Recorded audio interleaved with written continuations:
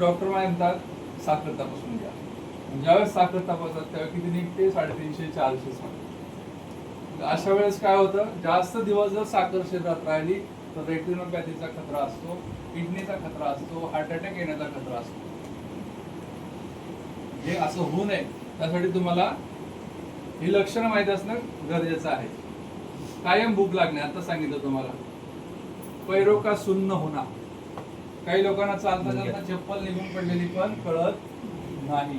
पायाला काटा टोचलेला, रक्त येते तरी पण त्यांना कळत नाही. का? कारण त्यांची शुगर वाढलेली असते.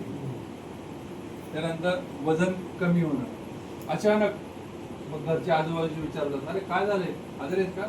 नाही, घंटा येत आहे. असं झालं, वजन कमी झालं वाटतं, डायटिंग चालू वाटतं. असे मॉडर्न शब्द वापरले त्याला बरं वाटतं, डायटिंग.